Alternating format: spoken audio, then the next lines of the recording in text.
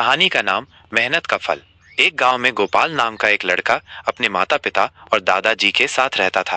वो पढ़ाई में होशियार तो था, लेकिन बहुत आलसी और जल्दबाज था। उसे लगता था कि बिना मेहनत किए भी वो सब कुछ हासिल कर सकता है। वो हमेशा शॉर्टकट अपनाने की सोचता और कठिन परिश्रम से बचता था। एक दिन उसके दादाजी ने उसे बुलाया और बोले, बेटा, मैं तुम्हें एक अनमोल चीज देना चाहता हूँ। गोपाल खुश हो गया और सोचा कि शायद दादाजी उसे कोई कीमती चीज देंगे, लेकिन दादाजी ने उसे एक साधारण सा बीज दिया और कहा, इसे आंगन के कोने में बो दो, रोज पानी देना, मिट्टी को ढक कर रखना और धूप में इसकी देखभाल करना। एक दिन ये तुम्हें कुछ सिखाएगा।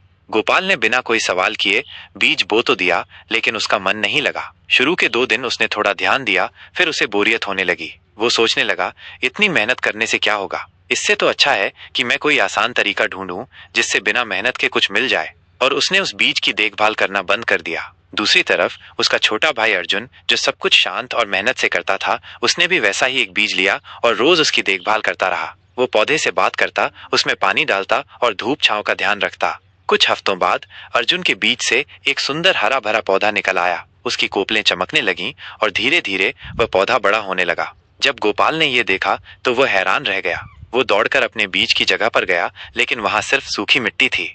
दादाजी ने मुस्कुराते हुए कहा, बेटा, यही जिंदगी का असली पाठ है। बिना मेहनत के कोई फल नहीं मिलता। जिस तरह पौधे को रोज पानी, धूप और देखभाल चाहिए, वैसे ही जीवन में सफलता के लिए निरंतर प्रयास चाहिए। मेहनत का फल देर से मिलता है, लेकिन वो सबसे मीठा होता है।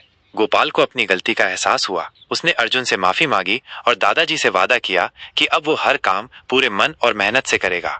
नीति शिक्षा, मॉरल, मेहनत का फल देर से सही, लेकिन हमेशा मीठा होता है। शॉर्टकट अपनाकर कभी भी सच्ची सफलता नहीं मिलती।